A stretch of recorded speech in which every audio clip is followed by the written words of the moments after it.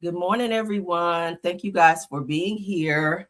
Let's go ahead and get into our show. Hey, Truth, my top flight is in the building.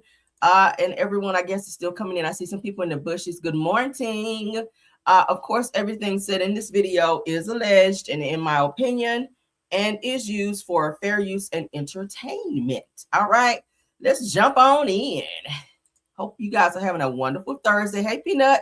Hey, Marion's favorites. Deborah Johnson, good morning. Shantae Mason, good morning. Belinda Gorman, good morning. Faith Williams, good morning. D Nice is in the building. Good morning. Yvette McCovery, good morning, love. B Weiser, good morning.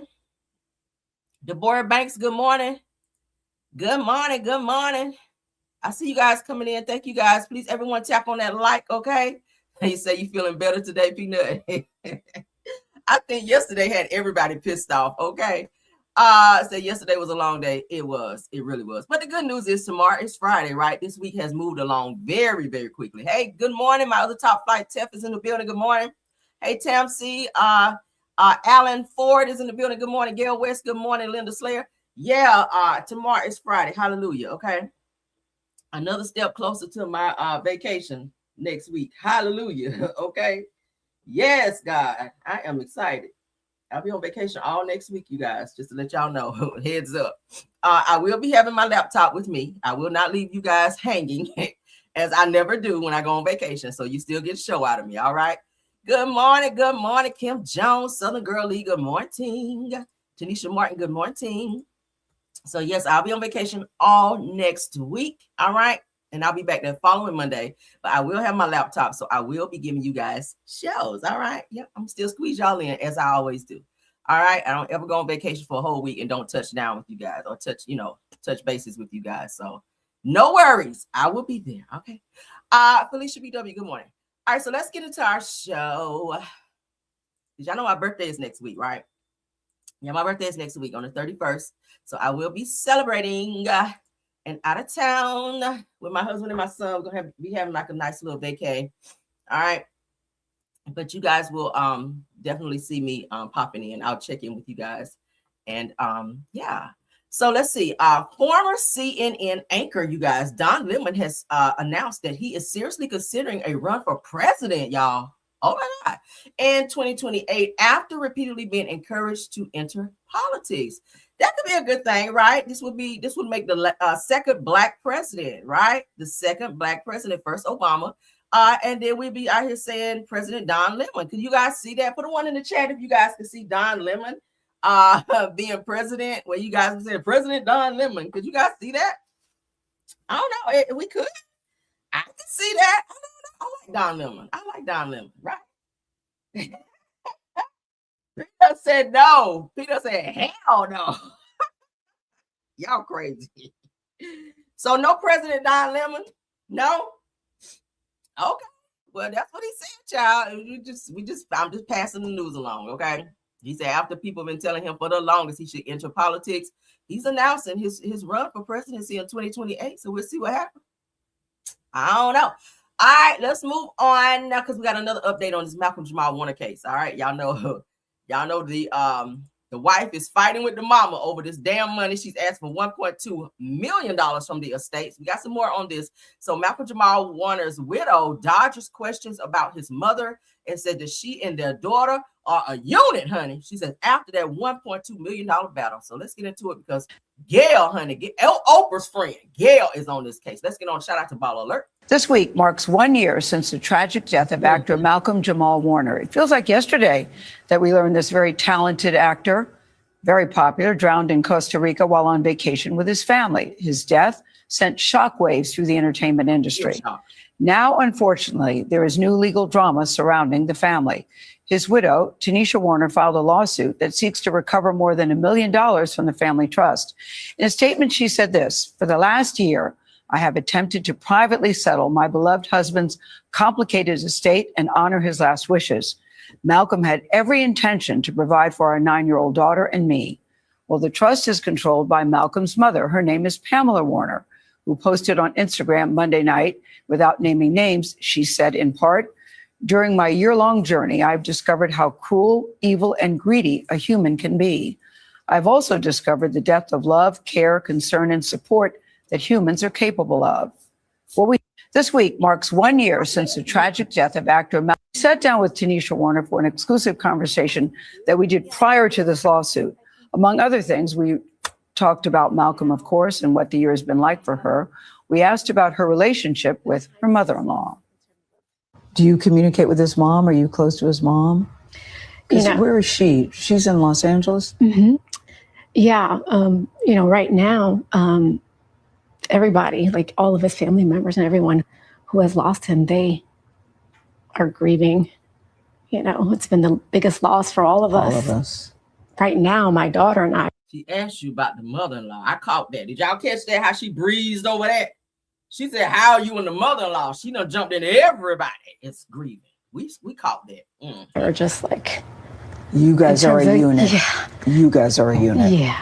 Mm-hmm. It's the emotional capacity that I have can be very limited sometimes, Mm-hmm. And so I have to, for myself, decide what do I have to give right now in this moment. I sat down with Tanisha Warner for an exclusive. And whatever I have to give, the first person to get that is my daughter. And then the second is myself.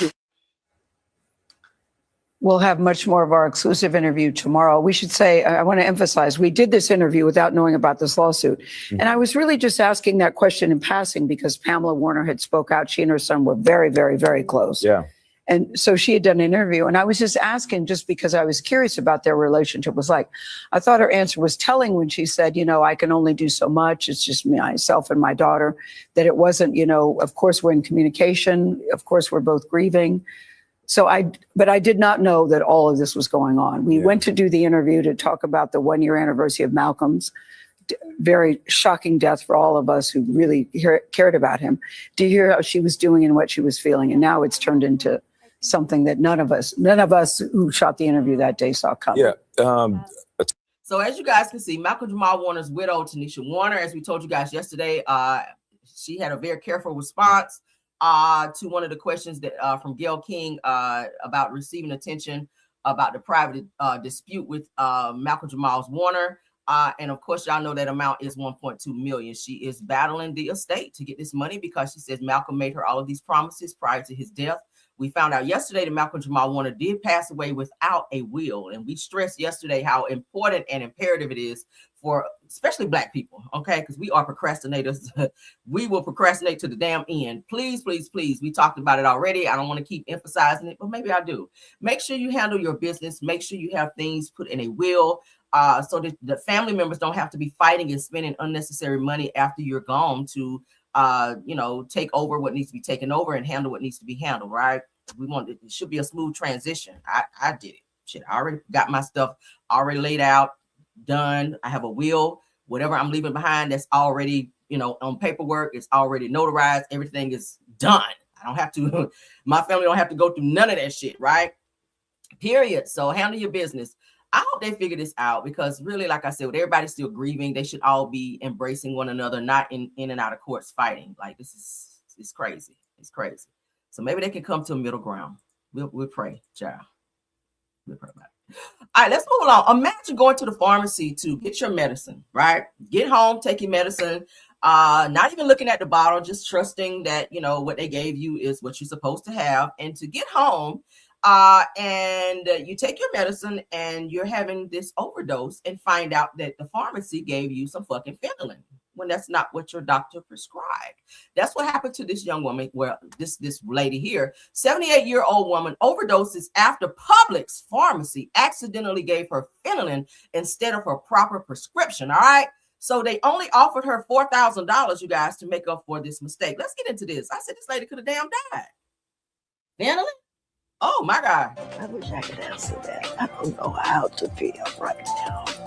This Metro Atlanta woman filled with emotion after she says she nearly died. What she is now revealing tonight about a pharmacy she says gave her the wrong medication. And that's where we're going to begin tonight at 4:30. Thanks for watching and streaming 11 Alive. I'm Ron Jones. And I'm Faith Johnson, and this is a story you'll only see right here on 11 Alive. A very scary situation. Decatur woman says that a trip to the pharmacy nearly killed her. after she was given someone else's medicine.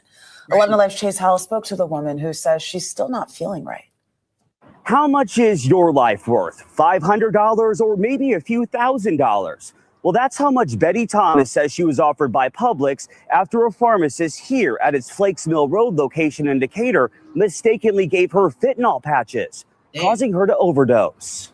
My children just lost their father, and then to turn around and have to go through losing their mom. Betty Thomas is 78 years old and says she has never touched a drug a day in her life. That is until June 5th, when a pharmacist allegedly gave her someone else's fentanyl patches, which Thomas thought was her hormone medication.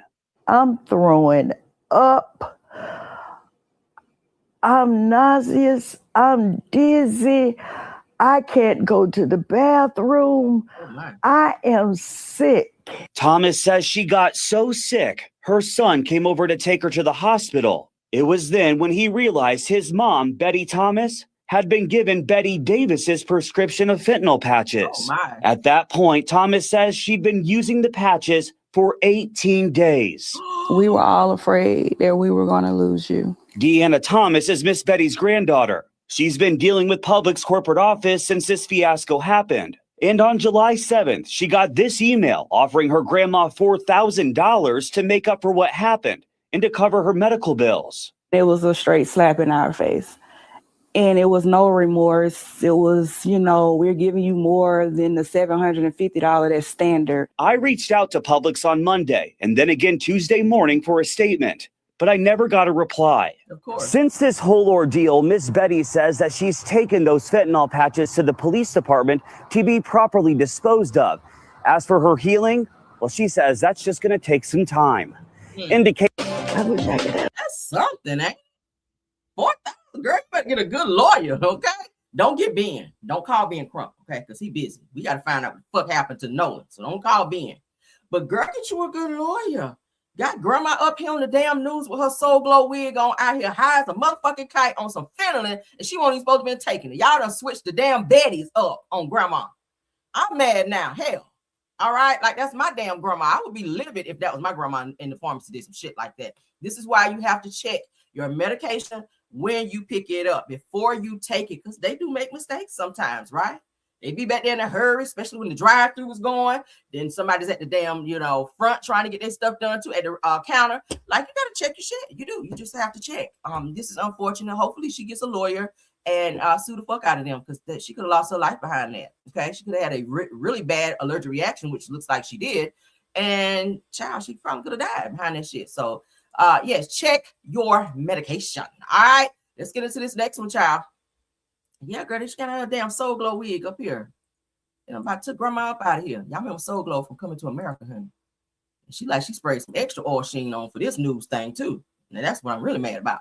But anyway, so shout out to the neighborhood talk on this one, okay? And shout out to Rap House TV on that last one with Grandma, honey. Maybe that about to Grandma about here. Big Mama, honey. Big Mama was about gun. Okay. Ooh, girl. And she had her good wig on for this thing. All right, so let's keep going. Did I go too far? Yeah, that's Soul Glow. Yeah, that's Soul Glow wig. Y'all remember that when dude was doing the Soul Glow commercial? He had a curly wig like that. That's what came to my mind. But anyway, girl. So a Georgia woman demands answers, you guys, after her legally blind brother was sold a car. Despite being unable to read a document, said that the salesman reportedly drove him home. Following the purchase, said that he's mentally disabled. So how the fuck he get in a car when he blind? I feel like the salesman was trying to get some damn commission or something. That's what this gave, right? Because y'all know they get commission when they sell cars. So he was like, fuck, if you blind, I'll drive you home, right? This car you want, I know you can't see it. Sign right here. Let me go hold your hand. So he held his hand and guided his hand through the signature and drove him the fuck home with a car he couldn't even drive because he can't see. Let's get into this. Girl, when I saw this, I said, oh, hell no. Somebody else about to get sued. Mr. Johnson, this is the all ass Fiat. He wouldn't chose no Fiat anyway. They probably wanted that damn car off the lot. Let's get the contract that you signed. Can you read any of this contract for me? Did you read it before? I have trouble seeing. I still have trouble seeing a little bit of stuff, Well, Thomas is totally blind in his left eye. And his sister says he can barely see out of his right eye.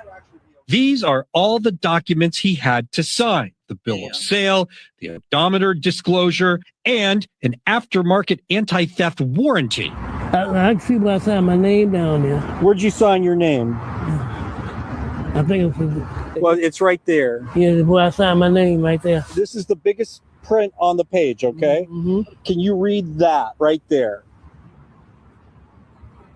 Thomas could not identify the dealership's logo, Heritage Volkswagen.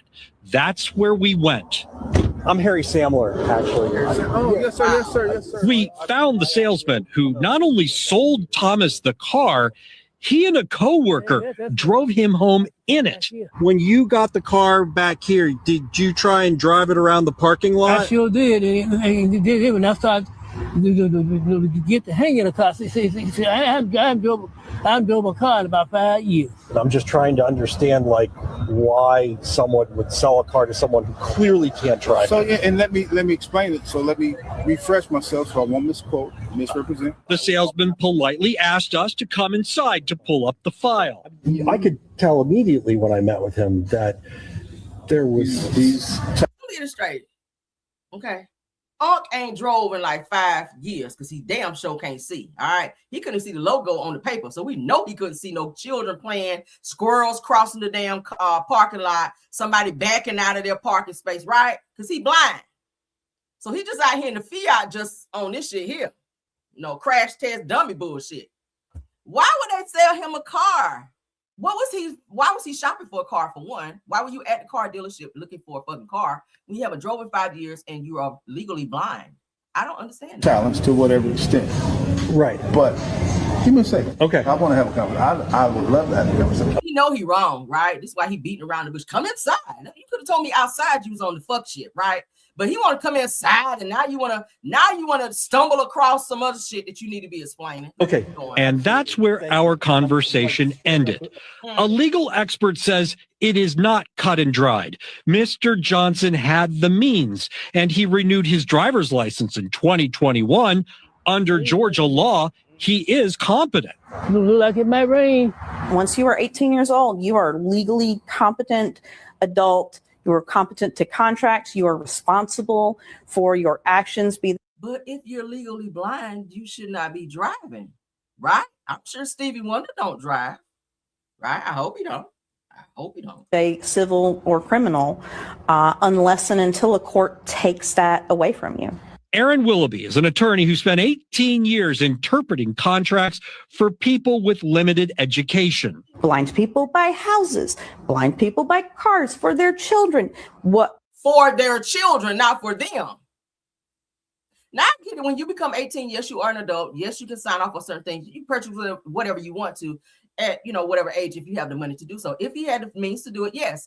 I'm surprised they allowed him to renew his driver's license if he is disabled and he is legally blind. That's weird to me why someone would allow him, Georgia or any state that would allow him to drive anywhere if he is under that condition. What I think the argument is that allowing someone with a severe visual impairment to sign a document when it is obvious that they do not know what they are signing. Yeah, we walk back around there. She also brings up liability. What if he hurt himself or someone else? 2 weeks later, he went back to the dealership for help with insurance coverage. After that, his sister went to the dealership ready for battle. Ooh, and she recorded it. He came in here. He was coherent. We talked about options. He told me what he wanted in the car. He said he could see better when he got his glasses. I believe him. Okay, you can say what you want to. Shut up. You know that he's mentally disabled. You can't talk to him and not know that he has an issue. Mr. Johnson, this is the said, shut up. God darn well when he came in here, he couldn't see. Shit, he about ran into your desk when he came in here. contract that you signed. Can you read any of this contract for me? This is crazy. Now that makes me nervous. If I'm out driving, motherfucker, in my lane, it's probably because they can't see. Georgia just out here giving license to any damn body. Blind, cripple, crazy. They don't give a hot damn, right? Oh my God. Y'all be careful out there because blind people are on the road now. Okay, just a heads up. Let's get into the next topic, honey. The person driving beside you on the interstate could be a blind person. Ain't that crazy? And they say, oh, you're 18, you could drive. It don't matter.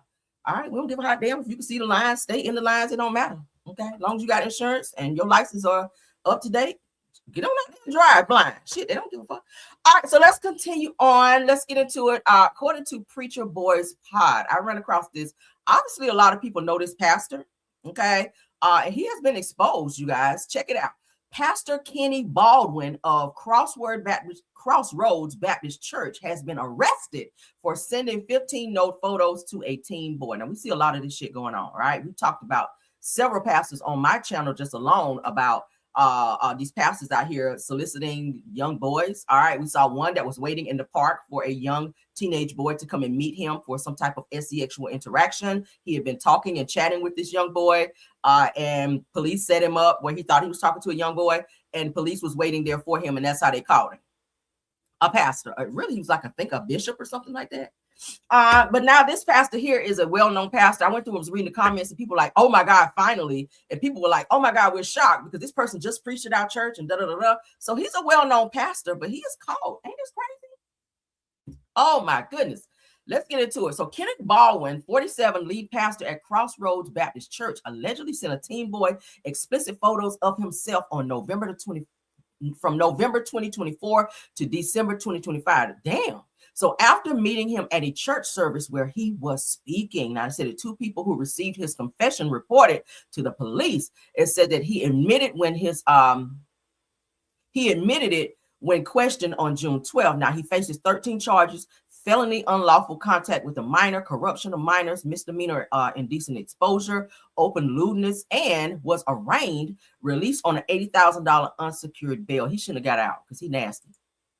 All right, so this is the paperwork here, Magistrate District Court.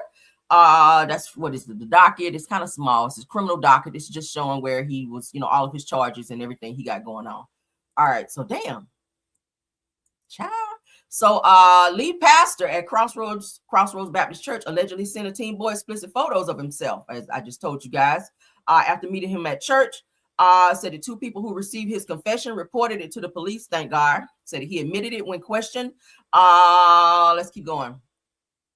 Okay, that just repeats what we just read. What do y'all think about that? These pastors are doing the most. Watch your children.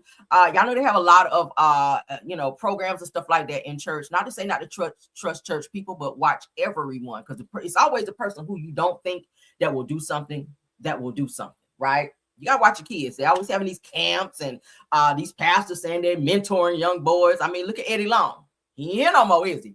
But what was the story out about him, about young boys? One of them even had a tattoo of Eddie Long on his arm, right? So he was renting cars for boys and playing with little boys' booty holes and shit. Yeah, I'm saying it because I know some of his members get mad.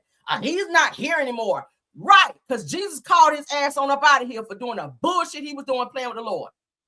His ass didn't weigh about 2 pounds when he left here. He went from a muscle shirt like this, and the nigga probably didn't even weigh 5 pounds when he left here. They tried to say it was cancer, allegedly. Nasty bastard. Yeah, I said it. Flames is on his ass right now, though. I guarantee you Satan is on his ass down there for doing the shit he was doing to them young boys. And a lot of other pastors is out there doing it. Stop creating these little programs in church saying y'all mentoring young boys and you're sexually assaulting them, right? Just screwing up our kids. Watch your kids and watch what they're being a part of, because church people be some of the worst ones that be doing some bullshit to these kids, right? Watch everybody. Women too. Women can be, molesters as well. Watch your kids. Watch your kids, all right?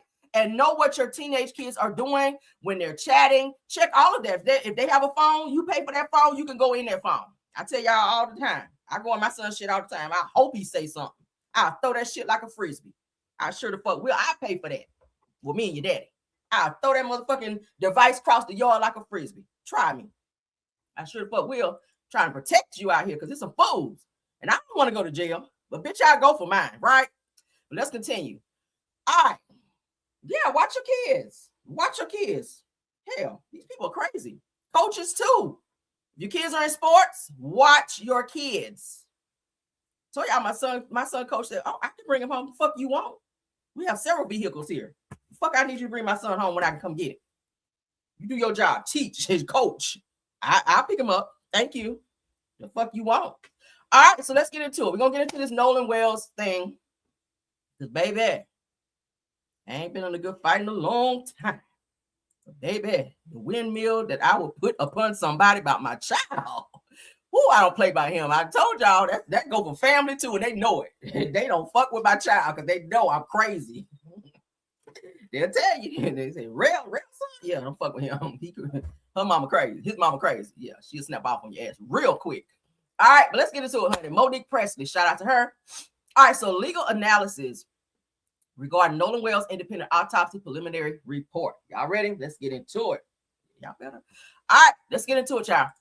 The state likely still has those portions. And frankly, the state has not been willing to release its examination because they don't have tox report back and because they have told the public and the family that the investigation, their examination is not yet complete. What I wish, since today was largely inconclusive, we have more questions than we have answers. What I wish is that he was able to have the first autopsy. Lots of times when we end up ordering independent autopsy examinations, it's a different circumstance slightly than this, where there is something that has been ruled out by the initial autopsy, and for whatever reason, it's found to be suspicious, or we need more detail, or we have a recalcitrant examiner's office that isn't giving any more information. It looks like what they did was not enough. So the things that Dr. Mitchell was saying, I've interviewed Dr. Mitchell.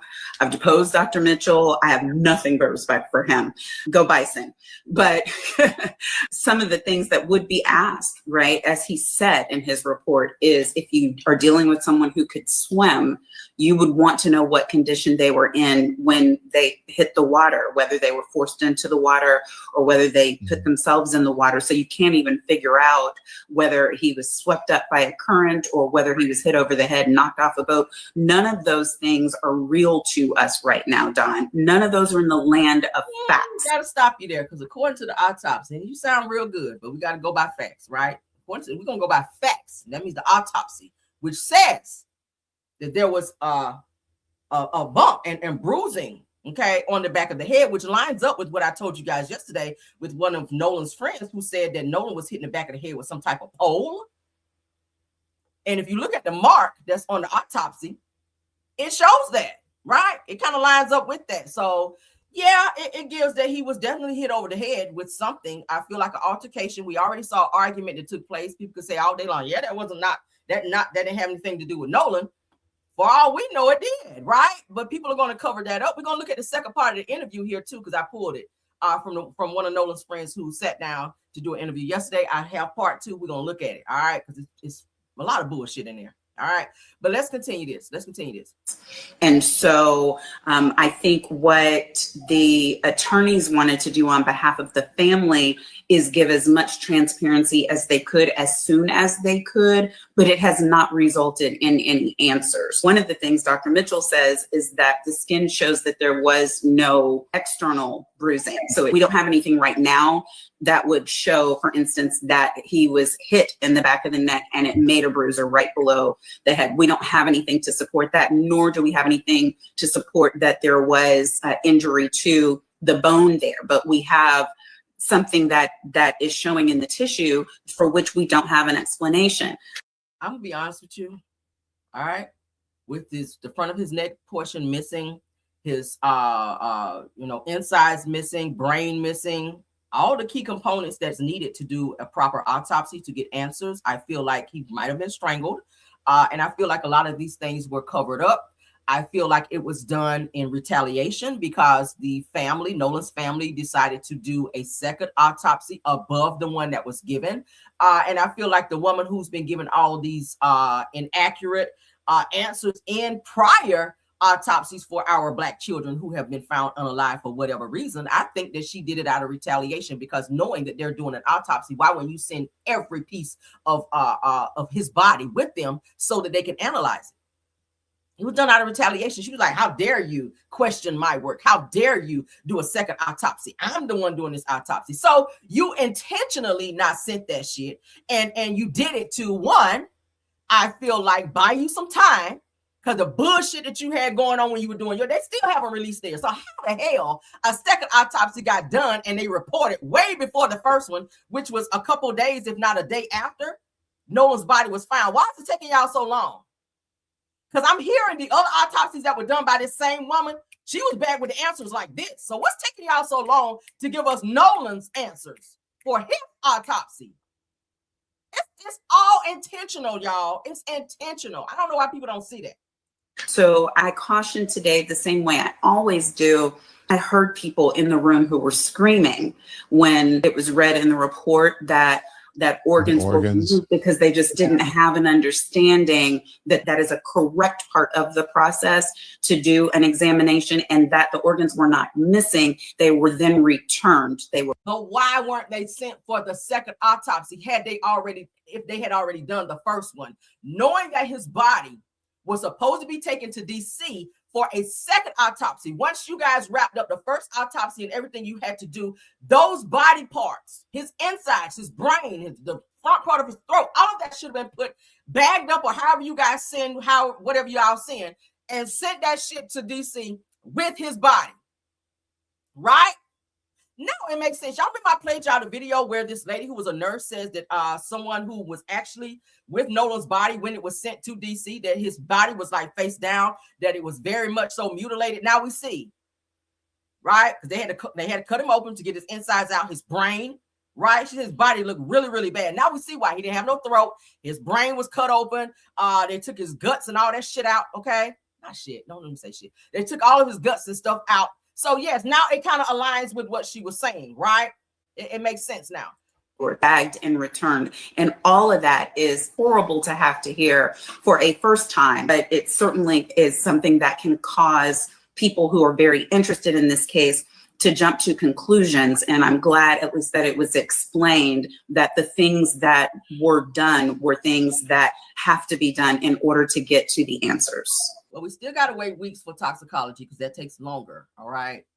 We got to wait for that. If he was drinking, okay, that's not a crime. I mean, if he's underage drinking, yeah, it is. And whoever the adult was that gave him the alcohol, they can look at it that way. But I'm really hoping that there's no drugs found in his system, okay? Because then they're going to probably try to say, oh, he was high and jumped in the water and died. Because they're really trying to push this drowning narrative. And I'm just not buying that, because we got to go by what we see that's going on with the back of his head. I'm really interested in that blow to the back of the head. Like, why? I'm interested in people up at 3, 4 o'clock in the morning, like washing this boat out at somebody's house, okay? At the judge's house, to be exact. We're going to look at that too, because I got that information. But let's get off this, because she kind of irritated me a little bit. Okay, let's get into this next piece, because I pulled a few things as related to this Nolan case, all right? Because it's like a puzzle. I told y'all we got to look at a few things so we can be like, oh, okay, yeah, that makes sense. So let's get into unsealed files. Let's get into what they have to say here. So why are most Black victims' deaths hastily identified as accidents? And that's what we're trying to say here. In this case with Nolan, they were like, oh, yeah, undetermined drowning. No, we're not taking that. They didn't just murder him. They physically and emotionally tortured him. The body of 18-year-old Black teenager Nolan Xavier Wells has been found. He went missing on July 4th while traveling by boat with 3 white friends to Horn Island, Mississippi, approximately 10 miles from the Gulf Coast. On July 6th, a park administrator discovered him in the water near the northwest end of the island. His phone was not on his person, but in his father's hand. Since his disappearance, search teams, including the Kazakh Navy, have conducted a comprehensive search of both land and sea areas. The authorities have not yet specified how many people were on the boat or who reported the disappearance, but online videos show that a dispute may have occurred before Wells was abandoned by his friends, who then left on another boat without him. It is also reported that Wells was originally supposed to meet a girl. His white friends had quickly hired lawyers, one of whom was the child of a judge. This immediate legal protection raised questions. Why did the phone return but he did not? Why did they immediately receive legal protection? The family and activists were extremely angry, drawing comparisons between this case and other instances. They didn't just murder him.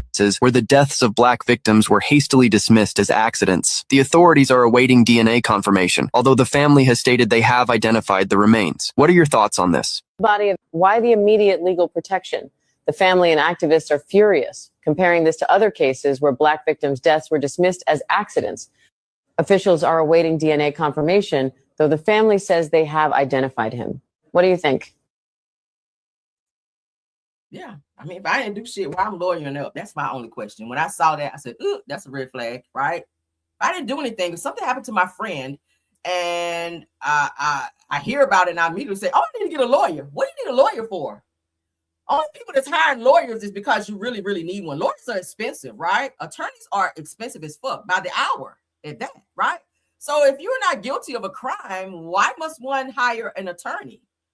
When your friend who you say you grew up with from childhood, that been to your house, you've never been to their house. We figured that out yesterday, okay, in his interview. You've never been to his house, don't really know his parents. Weird to me, because I got friends, I told y'all yesterday, that I grew up with middle school. I know their family, they know mine.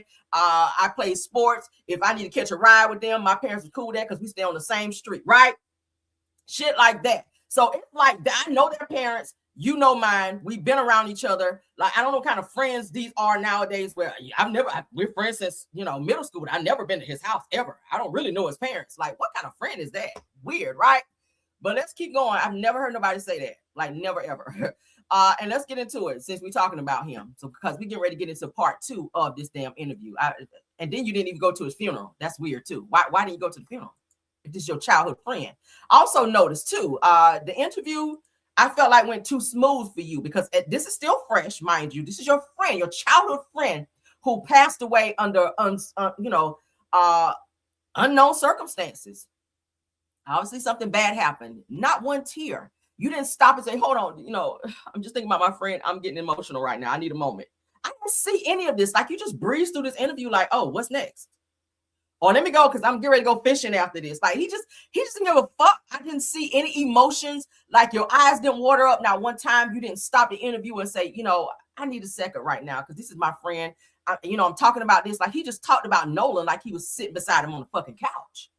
Let's get into it. Let me remind y'all what part 2 was before we go into part 1 was before we go into part 2. Let's go into it. Nolan Wells' best friend speaks out about Nolan Wells' mysterious death after the backlash. Let's go. I could describe Nolan in a million ways. Shout out to Rap House TV. I mean, Nolan was not just a best friend of me, but he was a brother. I grew up through elementary, middle school, high school, and even our freshman year of college. We talked on the phone all the time. We were really close. Right there would have been a good time to start crying. Just thinking about that alone, that my friend is not here. Thinking about that, how far we went back and my friend is no longer here, I would have became emotional. And I ain't even a crier. Right? Weird. Close friends. And Nolan was like a brother to me. And Nolan lit up every room he walked in. He always had a smile on his face. He always had something good to say. I've never seen Nolan get in an argument with somebody. July this year when the incident happened. Okay. Being from the Gulf Coast, there's boating and fishing is very, very popular. The 4th of July, every year, my friends and I, or my family and I, are out on the water. That's the one day. What's funny? Why are you smiling? This is a situation about somebody's life. Your friend, again, let's remind you, your friend is not here. Is guaranteed everybody's going out. And that's a known thing. Everybody's trying to get a ride out to Horn Island, or, people go to Ship Island, but most of everybody from Ocean Springs and the Gulf Coast go to Horn Island. And, we went last year. Nolan was on the boat with me last year. And he was, this was a common thing. My friends go on the boat when we're home. Were you getting ready to tell something? He was. I talked to Nolan, and, Nolan was drinking. Everybody was drinking, most of everybody. And why not just, and I said this yesterday, why not just say we were all drinking? He had to point out Nolan was drinking. And Nolan seemed completely fine every time I talked to him. We had just regular conversations, and, Nolan was making me laugh. I had a couple conversations with Nolan and Javon, Nolan and my buddy James, Nolan. And I could tell you, I talked to Nolan a couple times, but it wasn't like I was strictly sitting there talking to Nolan the whole day. There was hundreds of people I knew out there. So, yeah. And Nolan said something interesting. You told me about this. Something he said to you, I would say would be indicative of y'all's friendship. Right. And then he also mentioned something to you about that particular day and what it meant to him. Right. And could you share that? Right. Yeah. So I'm gonna say this. I don't like when an interviewer kind of drive the questions to I guess in the person that you're interviewing their favor. The goal in this particular interview is to get answers. I feel like you're feeding him things to say. Like, let him just be authentic in his answers. Ask him direct questions and fall back, right? I've interviewed a few people. In this situation here, don't feed him nothing because everybody's watching this. This is the first person, one of his friends, who, well, alleged friends, one of the guys who we think may have had something to do with Nolan's disappearance and or unaliving. So we want to be real direct in terms of our questions and getting the right answers from this person. I feel like this interviewer, nothing against you, sir, but I've read some things up on you. Officer Tatum, I've heard that you a coon out here. I'm gonna go ahead and say it. Shit. All right. I'm sorry, y'all. I heard you on some coon shit. And I feel like you are feeding him too much versus allowing him to just speak. That's what we want. I'm getting that. Nolan and my buddy Javon are talking, and I grew up with Nolan, and Nolan's just like I said, like just so joyful, like always happy. Like every picture I have with Nolan or picture I have of Nolan, he's smiling. I mean, like he's always happy. If I always need like a shed of light, I'm calling Nolan. And Nolan and I laugh and joke a lot. Like that's how our friend group is. We're really jokingly laugh. No one takes anything that serious. You spend way too much time on knowing Nolan. Okay. Where are the questions about why wasn't his phone returned to his parents? Why did the parents have to come to you guys and ask for the phone? And why were they lied to, telling the parents that y'all didn't have the phone and then y'all went and got the phone too? Why were the keys not given to their parents? And they had to also press about those as well. 3, why was there a witness that came forward to say that Nolan was throwing up blood in Warren's pool, right? This is Warren right here. Warren, you had the pool party. These are questions that Officer Tatum need to be asking because this is what's circulating on social media. You got him on the couch. Ask him about this alleged incident and people recording an alleged fight where Nolan was throwing up blood in Warren's pool, where his mother was allowing underage teenagers to drink in her yard, in her pool, where we saw beer cans lined up aside the fucking pool. Why are these questions being asked? Am I crazy? We enjoy our time together. I mean, there's never. Yeah. I don't hit him up because it's pissing me off. You're not a good interviewer, so I'm sorry. If you see my video and you get mad, yeah, okay. You got an opportunity to get a whole confession out of him. If you are a great interviewer, you can ask the same question, just like they do when they are, interrogating people, like on First 48. They ask you the same fucking questions 40 times in hopes that you're going to change your answer, right? If you really want to get something out of somebody, there's certain ways you can ask them, many different ways to get the right answer. Why were any of those questions asked? There were rumors out there. He could have said there were rumors out there that there was a pool party, correct? Boom, you placing Nolan at the fucking pool after y'all said you left him on the island. That's how I would have played that, right? That's how I would have played that. So you had a pool party. There's rumors that you guys had a pool party after all of this situation, correct? Boom, right. We had a pool party. So now you've admitted there's a pool party. Next, there were also rumors that Nolan, was in the pool throwing up blood, Body language, because he's going to tense up. You already said that y'all left him there for a girl. So all you needed was to place Nolan in that pool, which then gives the authorities who's investigating this fucking case answers that Nolan was not left on the pool, left on the island. He had to be taken back there if something happened to him at said pool. I'm not even an investigator, and I figured that out in 1 minute. 1 minute. Let's get into this, child. Baby, I'm going to solve this case. Sorry. I think I'm going to solve the case. I don't know. Hell, let me be on my Caroline Mason bullshit. All right, so TMZ TV, let's get into this. All right, so the man who photographed the scene as Nolan Wells' body was found is ready and willing, you guys, to turn over those images to the family. You know why? Because according to the mom and dad of Nolan, They haven't received any information. You know why? Because the investigators say, oh, they didn't reach out to us to ask us for anything. If you're investigating their son who is unalive, it's your job with any new developments that you get to reach out to said parents to say, hey, we ran across this. We're just updating you guys on this case. We know you guys are going through it. I don't want to leave you in the dark. Any updates that we have, hey, we're willing to reach out to you. She shouldn't have to keep calling down to the police station to say, hey, did you guys run across any new developments for my son, Nolan? Hello, they're grieving. Do your fucking job. Child, let's get into this. Oof, TMZ TV. When you observed his body being found, did you take any images or document that moment? So I started taking images of the scene on the ground. There were several law enforcement boats and personnel. And later on, when I looked at the pictures and zoomed in, I noticed that you could actually see the body laying on the shoreline in those pictures. I was not trying to take a picture of the body at the time, but it ended up being captured in the wide angle. And what exactly do you see in the photos? I see a body that matches the description of Nolan Wells, laying face down at the shoreline, right at the water's edge. And he was wearing swim trunks and, was not moving. Obviously, it just looked like he was sleeping on the beach. Now knowing that the family is looking for any information about his body being discovered that day and washing up on shore, do you plan to hand over these photos and these images to the family or to their team? Yeah, I mean, look, there's obviously images that I hope that his family never has to see. However, anything, and I want to repeat this, anything that Christine and Elmore want from the United Cajun Navy, we will not tell them no. We will give them whatever they want, anytime they want. All they have to do is ask. So once they ask you, you will then hand over anything that you do have and any information that you have from that day. Why do they need to ask?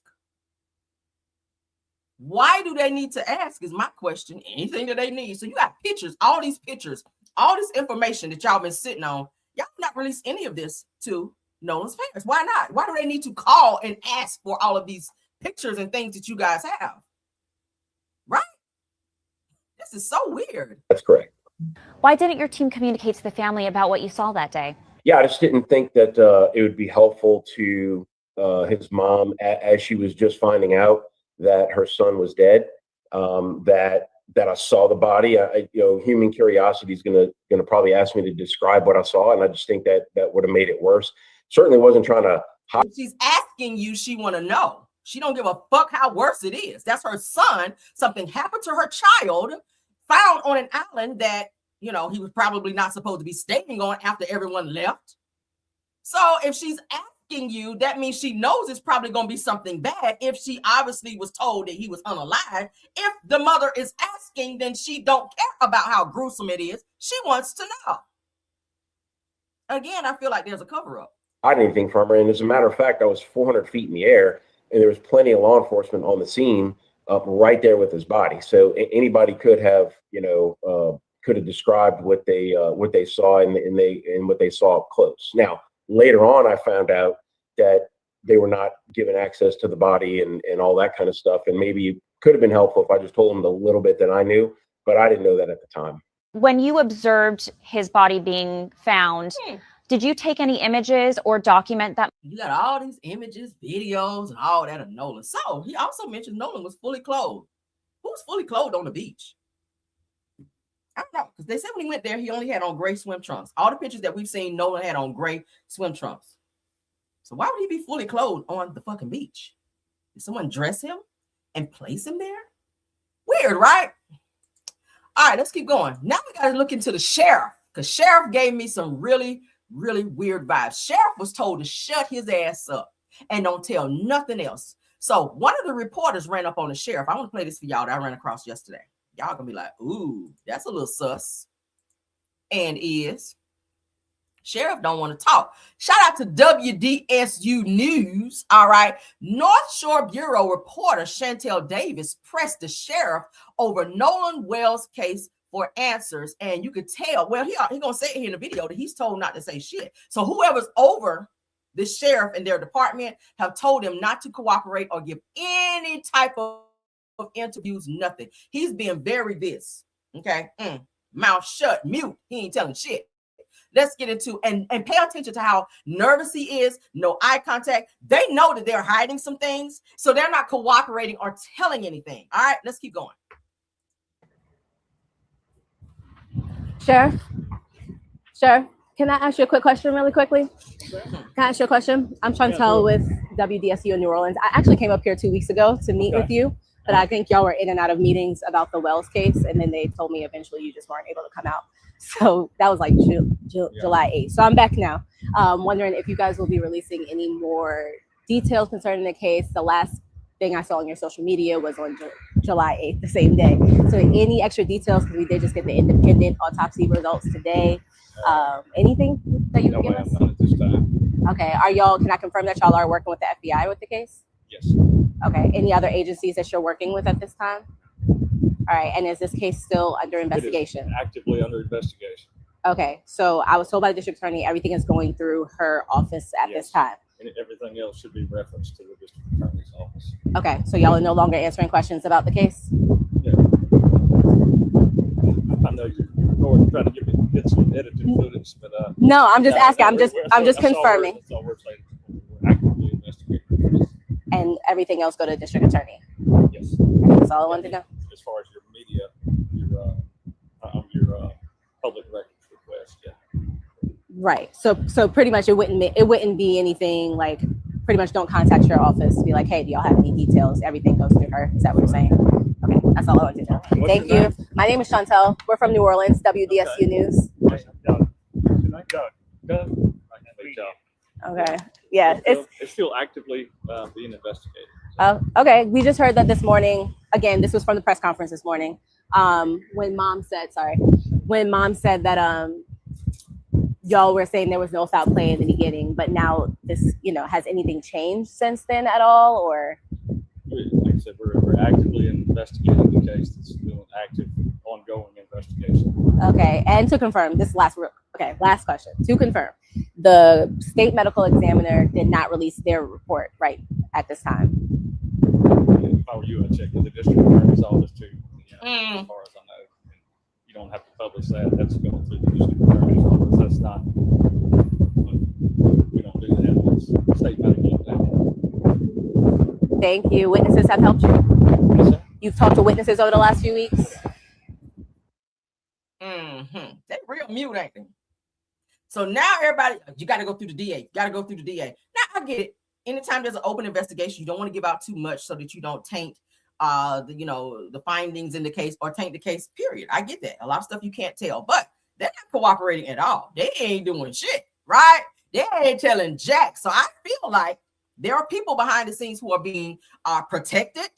Okay, in a lot of ways, I feel are being protected. They don't want to say anything because one little piece that they can say or that they do say could put somebody on Front Street that could be probably facing charges.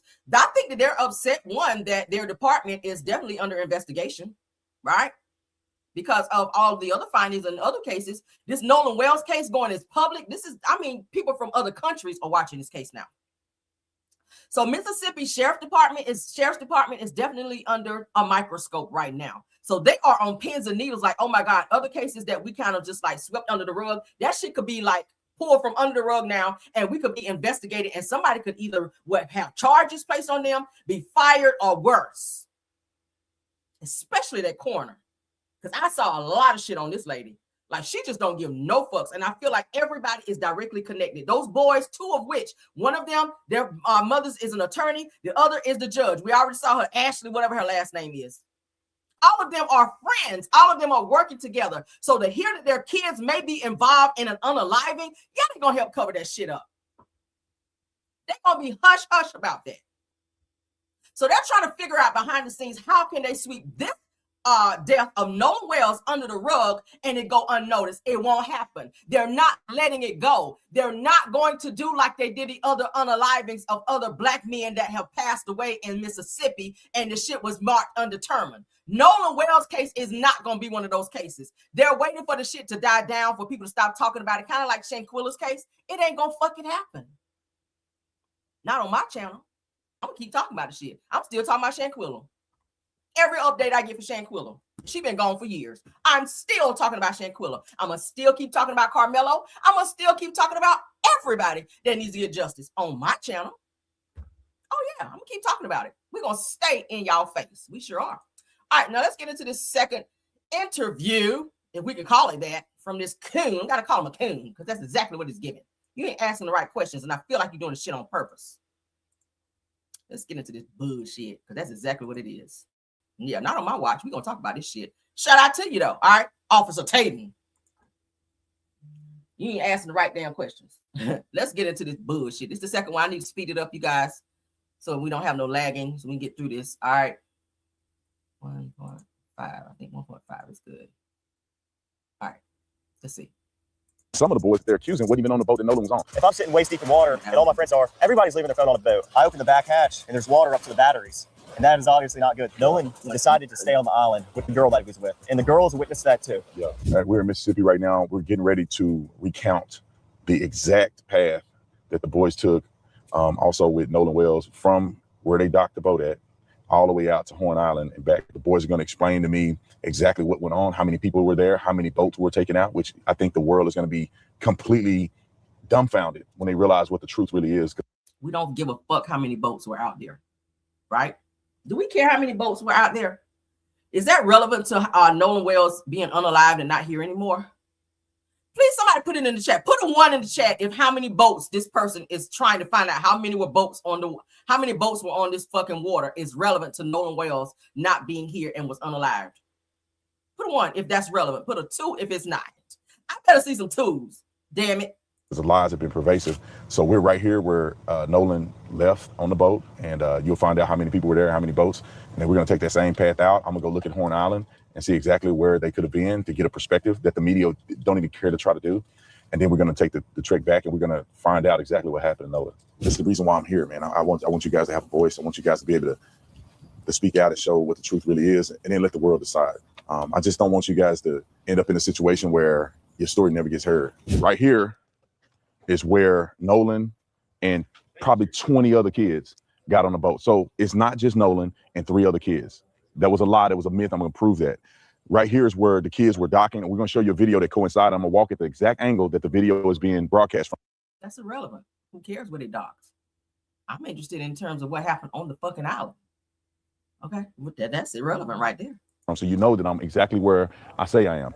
But the boys were here. Tons of people you'll see on the video is getting onto the boat, and they took 3 boats out. It wasn't just one. It wasn't just Nolan and 3 and 4 boys. It was a multitude of people on several different boats. And some of the boys that they're accusing weren't even on the boat that Nolan was on. But let me show you from the vantage point where I have the video to prove that I'm here where I say I am. And so right now, here's the angle that you're going to see on the footage. It's just from probably that boat to, maybe about 30, 40 feet here to the right. And this is where the video is showing how many people were actually out there, actually getting on the boats. So therefore, it debunks very clearly that it was only Nolan and 4 boys going out here to Horn Island. Oh, go back. That's like Nolan. How many people were actually out there, actually getting on the boats? So therefore, that's like Nolan. Gray shorts. That look like Nolan. Or it debunks very clearly that it was only Nolan and 4 boys going out here to Horn Island. Milton loves wrong. Yeah, that was Nolan, y'all. That was Nolan on the video. All right, let's keep going.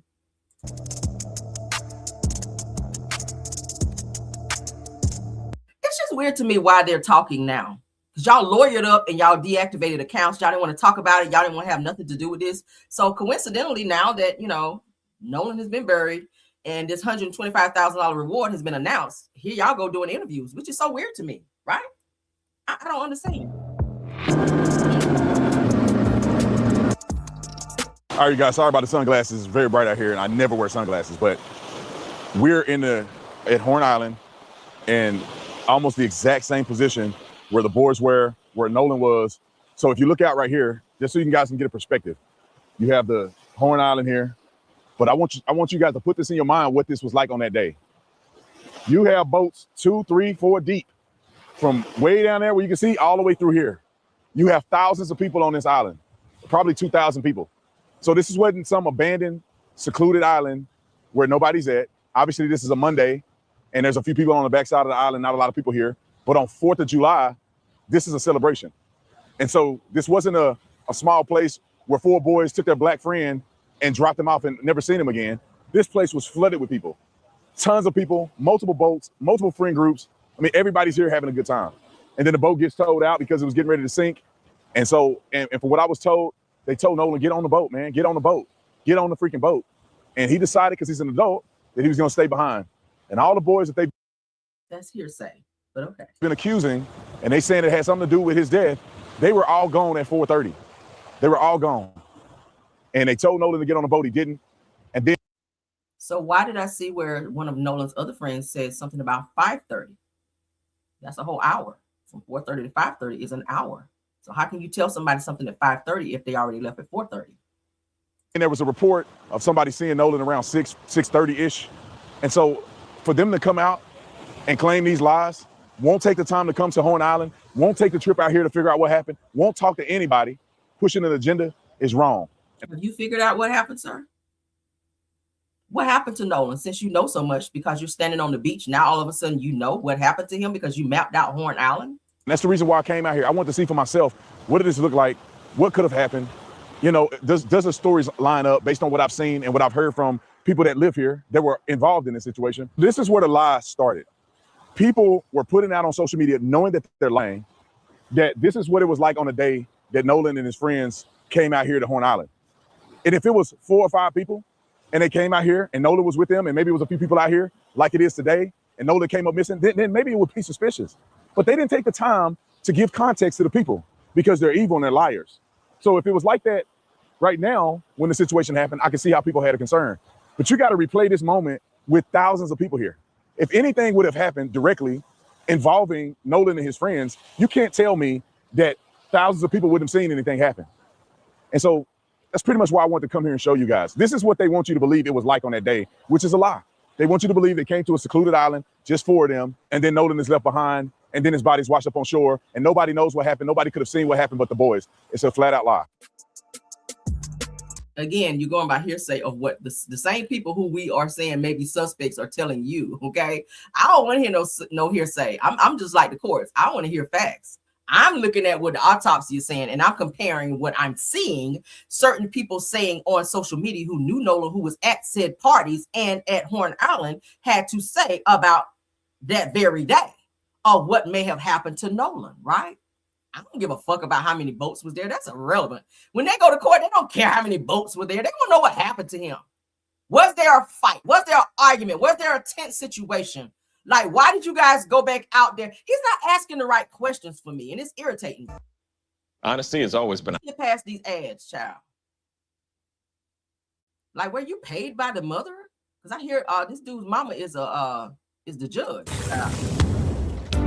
Past this, because oof, maybe you're not asking right. Is there anything that you want to say, you want people to know about this whole experience? Yeah, I mean, from someone, if someone's not from here, it's kind of hard to understand, you know, where the island drops off and how the island works. But, you know, there's plenty of people out here, especially on the 4th of July. You know, this is where people come out to celebrate.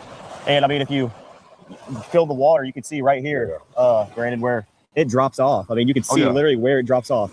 So, I mean, it goes from about waist-deep water right there to neck-deep. And then it drops from neck-deep all the way to like 17, 20 foot. I mean, we weren't in a quarter mile out the island and when we were leaving, and, I mean, it was 30 foot of water. Yeah. So, I mean, if we're walking towards the east right now, but if you walk down to the west, that's where the west tip of the island is, and that's where the current picks up very, very bad. People talk about the phone situation. I want to, because the way you articulate it, I just walked in the water with my pants, they're wet, and you can tell right away that if you're hanging out in the water, it doesn't appear, in my opinion, that you would have your phone on you. Is that typical for people to have their phones, or? No, I mean, people come out here, especially on the 4th and, you know, Memorial Day, like, you know, days like that, they come out here to celebrate. And people get on the water to be off their phones, first off.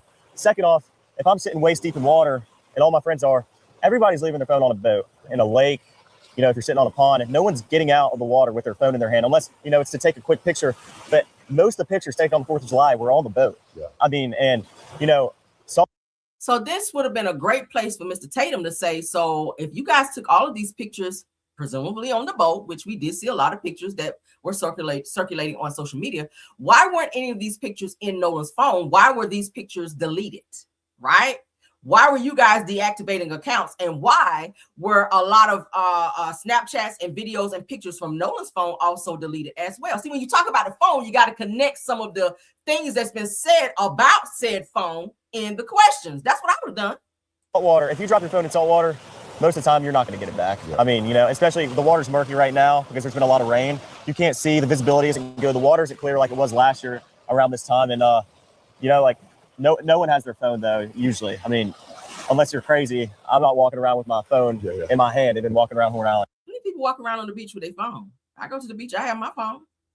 I'm videoing, I'm recording, I'm taking pictures right on the beach. Nolan was asking for his effing phone. It's on video where he says, give me my effing phone. So obviously he wanted his phone.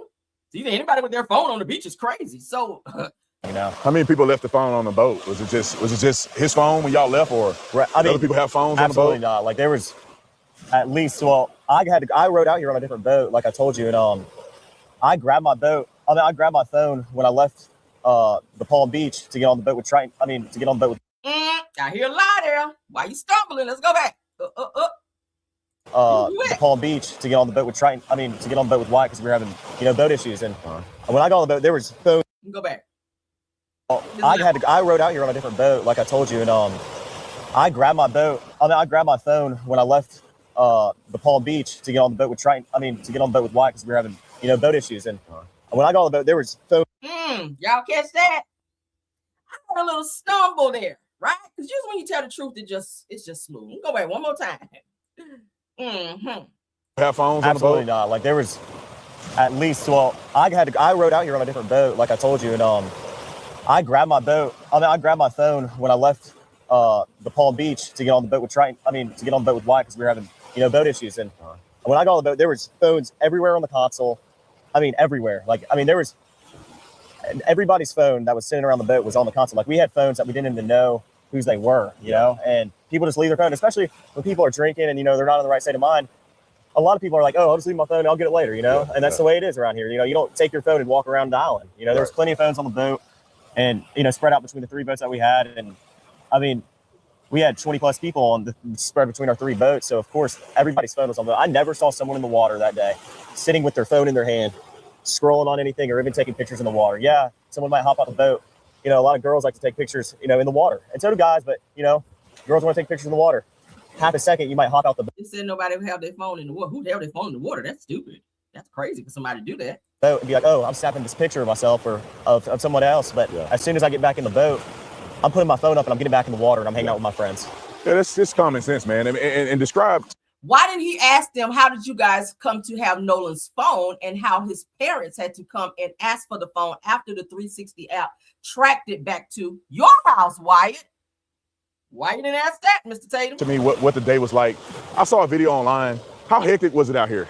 Right now it's barren. There's not a lot of people out here, but clearly that's not what it was on the 4th of July. So how dense was it with people here? Well, you look at all the videos, that are spread out online, and a lot of them, you can't believe what you see all the time online. You know that better than anybody. But, there was boats lined up all the way down the island. And there was rows. There was a first row, there's a second row. We were in the third row where it drops off. And then there was even boats in front of us. And this went all the way down towards the east end of the island. And then there was people on the east tip. And we're on the north side now. But there was people on the south side, too, lined up all the way down. In other news, Georgia. Let's get past this ad. He's not asking the right questions. It's too many things going on social media, questions that definitely need to be answered in direct connection to this interview, and he's not asking them. And if you talk to anybody on the coast about this, they know that. Yeah. 4th of July, this is the hot spot. This is where people want to be. This is where people want to come out, hang out with their family and friends. And people say that you guys just left Nolan behind. I've seen reports of people saying that you just left him. I see reports of people saying that you asked him to get on the boat. You told him to get on the boat. He didn't. What's the truth in that? Well, Wyatt was having boat issues, and the bilge wouldn't pump. So the bilge is basically a pump that releases water from your boat when water comes in. So I opened the back hatch, and there's water up to the batteries. And that is obviously not good. There's water almost coming over the transom, which is where your motors sit, and which is by the stern, like in the back part of the boat. So obviously we were in emergency. The boat, we're trying to save the boat. It's not like we didn't ask Nolan or we just left Nolan. Nolan decided to stay on the island with the girl that he was with. And the girl is a witness to that too. Yeah. him. Sorry, because the girl already came forward to say that Nolan did not stay with her, that he got on the boat. That's a contradiction. I'm glad you cleared that up, because I think it's important for people to have the context of like what it was on that day, what happened, what didn't happen. And the beauty of all of this is that you guys have evidence to prove that, of course, you asked Nolan to come on and different things like that. So, but anyway, man, I appreciate you, giving me a rundown of kind of what. And even if you guys asked him to get on the boat and he knew you guys were leaving and he decided to stay, he would have said, okay, guys, if y'all gonna go, let me get my phone right quick. Right, that would have been the first thing I said, knowing if my phone was on the boat. Let me get my phone right quick. Let me get my book bag if I'm gonna stay. If I'm gonna ride with somebody else, I'm gonna need all of my belongings off this boat, right? Definitely not gonna stay on the fucking island with no phone in case I run across an emergency. Y'all still had his phone. Y'all still had his book bag. Y'all still had all of his stuff that he got on the boat with. But the girl that y'all are trying to push this narrative off on, she already came forward to say she saw him, spoke to him, but Nolan did not stay behind. He got on the boat. She said it.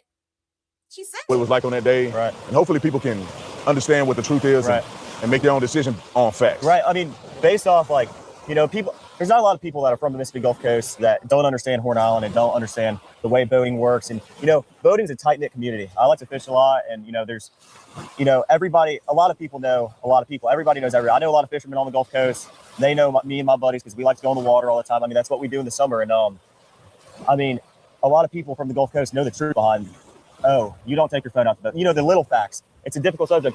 This Horn Island's like 11 miles long, not to be exact, but around 11 miles long. So basically, this interview is a tour of fucking Horn Island versus the questions that we were looking for answers for. You nailed the first interview from one of his alleged friends / suspects, and this is what we got: a fucking tour of Horn Island, and still no answers. Like, what was the point of this interview? The first part of the interview, you let him ramble on and on about how he knew Nolan from childhood, but never went to his fucking house and didn't know his family. Now, the second part that you have people waiting for you to post is a fucking tour of Horn Island, and we got to talk about how many boats was on the beach. We don't care. You mention the phone, but then you don't ask him how they came to have his phone and lie to say they didn't have it. It's not like this is a sliver of an island. It's a quarter mile. Yeah. It's like a sandbar. No, this goes on. Even if we came around this corner right here, Brandon, we couldn't even see the end of the island because it was that long. Really? Yeah. I mean, I thought that was the end right there. No. I mean, it goes all the way down there, and I mean, it's a big island. There's a lot of people out here, and I mean, that's the truth. We can map out how big Horn Island is by pulling it up on Google. I don't give a fuck how big Horn Island is or how many miles this way or how deep it is. I don't care about that. What we do care about is what the fuck happened July 4th. We need questions about the phone, and we also need questions about this alleged pool party where Nolan was spotted at this party. Warren, it was at your house. He didn't ask none of those questions. So this whole entire interview was pointless. Yeah, I see what's going on here. So let's continue on because we have more. We about to wrap it up because I gotta go. Oh my God, it's so irritating, right? It's like the questions are right there. It's like you intentionally not asking them. I don't know. Does somebody pay you allegedly to not ask those questions? I don't know. So let's get to what one of his friends, we covered this yesterday, had to say about what happened to Nolan. All right. Now we just saw Warren. Warren tried to say it was that he rode with Wyatt on the boat. And let's get into it. So this person here, and we read it yesterday, Amadu's Bass says that Wyatt smacked him in the head, meaning Nolan, with some sort of big pole, which is corroborating this mark on the back of Nolan's lower neck. All right. Said that the pole is hidden in the woods or near the garage, and there is definitely a backpack in the garage which contained Nolan's blood on a tennis towel, like at Patricia Chapman said. Okay, so let's get into it because I think we're gonna see the video here. I think it's on here where there's an alleged backpack. All right, okay, let's get into it. All right, shout out to Nicole, everything. Shout out to her. Let's get into it. All right, we already saw that. I don't want to hear that shit no more, so make me mad. So let's get into what they're saying here in this little chat room because this is important too. Some speculation, like this is just like hearsay, that the boat was owned by this dude Wyatt, but when the boat got brought back, it was parked at Warren's house, which is his mom is the judge or whatever. Warren is the guy we just saw in the interview. His mom is the judge, Ashley, that's been talking all this shit and deactivating accounts, right? Keep in mind now. So it was Wyatt's boat. Mind you, when they called for help, right? Why did they then say, oh, we don't need anyone? We just heard Warren say they were in a state of emergency because water was starting to fill up where the battery and all that was, so they needed immediate help. So why is it that when they called for the people to come and help them, there was another call that went out to tell them, yeah, we don't need anybody anymore, right? So was Nolan on said boat already like beat up, hit in the back of the head with alleged pole or whatever the case may be, and brought back? Okay, I'm just, let's keep going. And somebody said they drove by like later that night and like they were cleaning out the boat. Like it was like dark night, not like regular time when you would clean out a boat. It was like later at night. Some speculation, like one more time. This is just like hearsay that the boat was owned by this dude Wyatt, but when the boat got brought back, it was parked at Warren's house, which is his mom is the judge or whatever. And somebody said they drove by like later that night and like they were cleaning out the boat. Like it was like dark night, not like regular time when you would clean out a boat. Why couldn't the boat have been cleaned out the next morning? Obviously, as I said before, you guys were drinking, probably doing some other things as well, because we did hear that this friend group do indulge in drugs, allegedly. So why didn't y'all just clean it out the next morning, being that everyone was tired? Y'all had a whole entire day on this hot ass beach or island or whatever the fuck it is. Why you just didn't do it the next morning, right? Why was it so imperative that 3 o'clock in the morning that you guys are out there with lights and people are driving by at 3, 4 o'clock in the morning, seeing you guys cleaning so diligently this damn boat that could have waited till the next morning, right? Could have been that y'all didn't want blood to be seen on said boat where you parked it at someone else's house where the boat shouldn't have even been in the first place. It was Wyatt's boat. Why was Wyatt's boat at Warren's house if the boat belonged to Wyatt? Why couldn't Wyatt park the boat at his house? Won't that sound a little weird? It was like later at night. About a person named Griffin Miles, who actually has a boat detailing business called Gulfside Detailing Co. Also, I want you guys to know that one of the specialties, and I got this directly from the page, interior detailing boat, plane, or car, you name it, we'll have it cleaner than the factory. And that's a quote. Also, this person graduated from Biloxi High School in 2026. And after the live, I'm going to post a picture of this said individual with none other than Nolan that was retrieved from their Facebook page. Ooh. There go Nolan right here. There go Nolan right here. Y'all see this?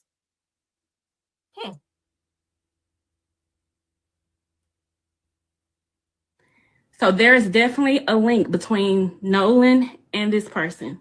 About a person named Griffin Miles, who actually has a boat detailing business called Gulfside Detailing Co. Also, I want you guys to know that one of the specialties, and I got this directly from the page, interior detailing boat, plane, or car, you name it, we'll have it cleaner than the factory. And that's a quote. Also, this person graduated from Biloxi High School in 2026. And after the live, I'm going to post a picture of this said individual with none other than Nolan that was retrieved from their Facebook page. Again, that's Nolan.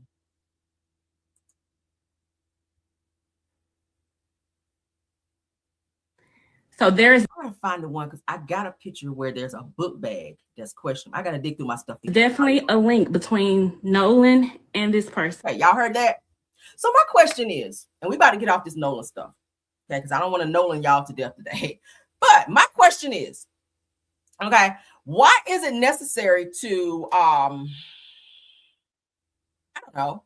Why is it necessary to have your boat professionally cleaned after July 4th, right? Now I get it, everybody's on the boat. They had already cleaned the boat, mind you. 3, 4 o'clock in the morning, Wyatt and Warren and whoever else helped them, they had already cleaned the boat. So why is it important to also contact a detailing company who spells out in their advertising that they could have the boat cleaned like you just bought it? Now, I watch a lot of crime shows, as you guys may know. right? Even if blood was on the boat, even if you detailed the boat, there's this little thing called luminol that they put on said boat or anywhere where they may, think that blood may have been. If they spray that on the boat, that's nothing that you could put on there to take away the blood splatter, or if Nolan bled on said boats. I don't care what you clean it with. I've seen several crime shows where they put bleach and all type of shit. They spray that luminol, boom, there's the blood splatter, right? So why would one call a detailing company to clean a boat directly after, one, Nolan has been said to be missing?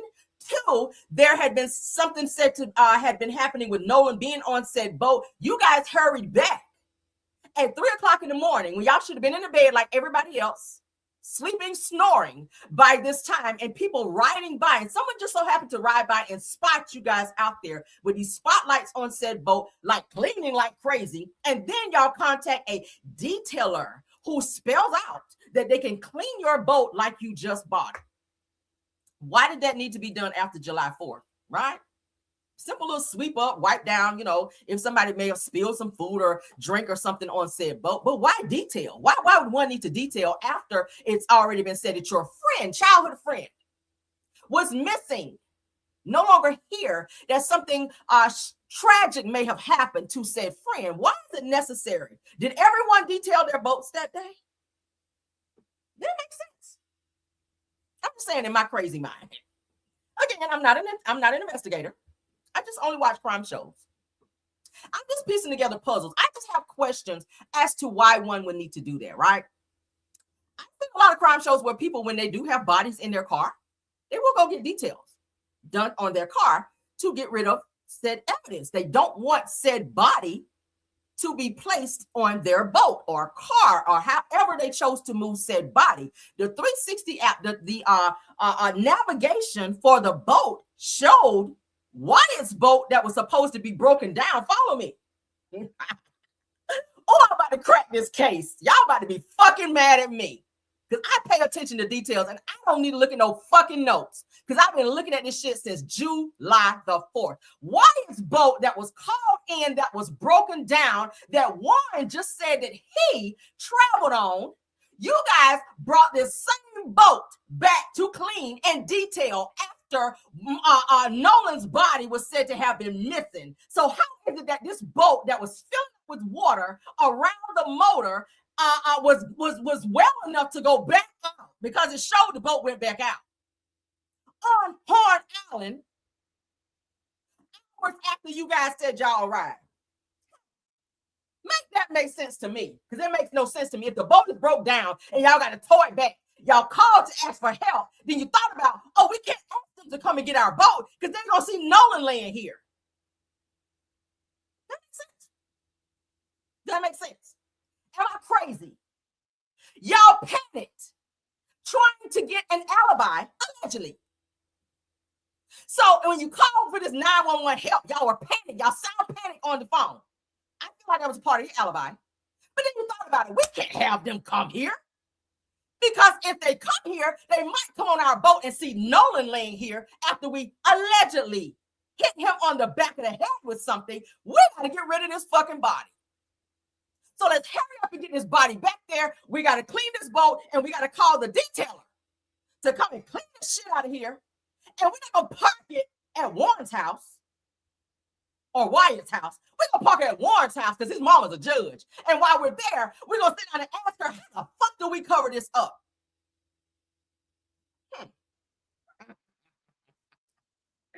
Why? That's why you didn't go home. That's why you didn't take that boat home, because y'all had to have a conversation with the judge. I feel like that night, they said, Mom, something happened on Horn Island with Nolan. We're scared and we don't want to go to prison. Mom, how do we get out of this shit? Allegedly. Mom being a judge who probably tried many cases of unalivings, you name it. Okay? Because I hear there's been a lot of black boys that's been unalived in Mississippi. So I'm pretty sure this chancery judge, who just so happens to be Warren's mom, probably told him, shut the fuck up and go in there and deactivate those accounts right now. Because one, they're going to be able to place Nolan around you guys because there are several pictures showing that you guys were there. Pictures show what? Timelines. Take a picture. Timelines, videos show what? Timelines. So you can't say, oh, I wasn't with him. But then go on your social media and there's a picture taken to say such and such many hours ago, which would then show that Nolan was one, alive or in your picture. Why did you guys start taking the pictures down from the pool party if Nolan stayed on the island? He can't be two places at one time. He was alive in those pictures. If he was seen by a friend throwing up blood in a pool with a basketball court, and I see pictures and it corroborates that, where the fuck was Nolan? And when did y'all take him back to the... He had to be taken from the pool. Oh, child, I'll crack this case. Y'all can't lie to me. It's hard to lie to me because when you're talking to me, I'm listening and I'm storing what you're telling me. I have gone through so many of these guys' social media. I'm saying it right here. Y'all nosy. It's my job as a content creator to do that. All these boys that was on the boat, yeah, I've been snooping through y'all shit. And it ain't adding up. And I've been sending every bit of the shit over to Ben Crump. Yes, the fuck I did. And I'm going to send some more stuff today. I sure did. I've been snooping because it's my job as a content creator to get the fucking information. Let's keep going, though. Y'all can lie to me. You can lie to everybody else. But that Judge Ashley, you know what happened. That's why you're getting cocky, because you feel like they ain't found nothing yet. And I'm glad Ben Crump and them ain't telling everything they know. That's why that sheriff was looking all nervous, because he been told to shut the fuck up. We see what's going on here. They feel like if everybody shut up, this shit just die down, because they feel like now that Ben Crump and them, I kind of hate that they were prematurely out here telling what was on the damn autopsy while we were waiting. Y'all initially said you're going to wait till the first one dropped, then y'all dropped the second one. So now they're scurrying, trying to figure out what the fuck they're going to put out when they put theirs out. Y'all should have waited. Y'all got a little too antsy. Sometimes waiting wait it out. Sometimes waiting will then make people tell the truth, right? Keep them guessing. Keep people guessing. They didn't know what was in that second autopsy. But let's keep going. All right. I'm going to end the video here. I had two other topics, and this is with Cardi B. That ain't something that's pressing right now. We can always come back and spin the block, because I'm going to come back from midday pop in. Hope you guys enjoyed this video. Yeah, I'm in investigative mode. I'm going to stay in investigative mode until we crack the case, baby. Because listen, they ain't doing it fast enough for me. And I'm sick of this Tatum dude. If you watching my video, you full of shit, sir. I got to tell you right now. All right. This was a pointless video. I feel like you did this shit mainly for clout, right? I feel like you did it for clout. You didn't crack no case. You didn't get no answers. You didn't press them. Like, it was so many questions that you could have asked had I interviewed him. The question about the phone, the question about the boat, the question about why y'all went back out there when the boat was broke down, alleged. Why did y'all call back to the 911 boating thing to ask them not to come after you guys said y'all were in distress and it was a major emergency? Those are questions that you ask in questions like in interviews like that. You may not get a chance to talk to this young man no more because his mom is a fucking judge. So while you have him on your couch, you press him. I'm gonna ask you the same question 10 times in hopes that you do exactly what you did in the video. That let me know you lying. Because when you're telling the truth, the shit just come out. Right? Liars gotta think about what they're gonna say. And I feel like he did that in a lot of those questions, but you didn't press him like you should have. But we're going to get out of here, nevertheless. All right, I'll keep digging and snooping, as I always do. I'm a good snooper, too. I'm going to find some shit. But thank y'all for being here with this video. Top Flights, thank y'all. True TV Podcast. Thank you so much, Tiffany Thomas, Rose Armstead as well. Rose, feel better, love. All right. Content creators, thank you so much, Dr. Lily Young. Thank you so much, Hey Peanut. Thank you so much, Astute Queen B. I saw you in here as well. Did I miss any content creators, y'all? Please let me know so I can shout you guys out. I do appreciate you guys coming over and supporting the video. Oh, we on their ass. Oh, we on their ass. Everything that I find out, I'm definitely bring it over for you guys to see what new developments that we found. Oh, I'm clocking their ass. Oh, y'all ain't gonna be able to lie to Caramel. You ain't gonna be able to lie to me, baby. Caramel Colombo is on the damn job. We about to get on out of here. You guys have a wonderful day. I'll be back. Okay. Yeah, feel better, Rose. Feel better. I think she said she doesn't feel well. Okay. I got a little cold. You guys see me wiping my nose and stuff, sleeping under the fan. It is what it is, child. But thank you guys. Love you guys down. I'll see y'all later. Please don't forget to like the video, hype up this video, subscribe to the channel if you haven't done so. Check us out on our backup channel, Rail's World. I'm on all publications under Caramel Rail.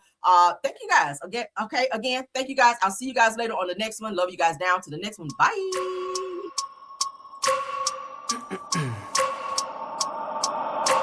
I wake up every minute with the fever dreams. I push my mind to a limit where it needs to be. I work blind, got vision I don't need to see. I'm picking mind over matter, I believe in me. I need to find more hours in the day to breathe. Need to find more power in the way I be. And when my mind turns sour with the painful scenes, I need to scream out loud, I can't stop me. I wanna be the greatest like Rocky. You know I leave them all hating like a hobby. I'm out here making moves like a lobby. And if you ain't with me, it's your loss. See, I got my mind on the facts, I'm a python. Grab what I like real fast, choke until I have everything I attack, everything that I lack, everything that I want, and I see, matter of fact. Cause I'm my own worst enemy. Only if I let it be, I can control anything. JC, let me say something to you, sir. I don't know where you came from. I don't know if this is your first time on my channel or not. All right. But and you might be a part of them, or you might know something. But let me say something. As long as I have a channel, I will definitely continue to bring awareness to this case. And anything that I come across, I will definitely be sending it over to Ben Crump and his legal team. All right. For you to make a post to say that you can get your blood pressure up, but they're going to get away with it. Yeah, they will not get away with it. All right. If you know how crime works, okay, they may not go to jail today, tomorrow. It's been people that went to jail or prison 10 years after investigations have been done on certain situations. And I don't know if you've been watching the news or not, but there's several people on this case, and this is not going to be something that's swept under the rug. So if this is your mentality of another case being just given up, or this case being just going away because of who may be involved, you might need to go see a therapist, okay? Please stay off my channel with the bullshit, because I'm not above cussing people out. I don't know if this is your first time over here, but yeah, we will not sit back and allow this case to be swept under the rug like any other case that has gone down in Mississippi. All right. My blood pressure is not nowhere up. All right. But it is down. And if you come back over here on this bullshit, I'm gonna have to go ahead and show you how to get my blood pressure up. All right. Thank you for being here. And very rarely do I stop my show to address some bullshit like this. But please don't come over here and piss me off. All right. This morning about this damn Nolan Wells case. All right. Please don't do that. Get the fuck off my channel. Matter of fact, let me go ahead and go ahead and get you out of here. You're not welcome over here anymore. Let me go ahead and tag. And yeah, let's go ahead and get you out of here. Because sir. All right. That's called, and you are banned from my channel. See how that works? Take that shit somewhere else. All right. Very rarely do I stop my show to let a bitch know. Don't bring your funky ass back up over here. Okay. All right, let's get back out of here and rock out, okay? Because he tried it. I said, bitch, I don't never stop my show to come back. Control anything if I can just think carefully. I control my destiny. Deep up in my mind, I manifest it. Every morning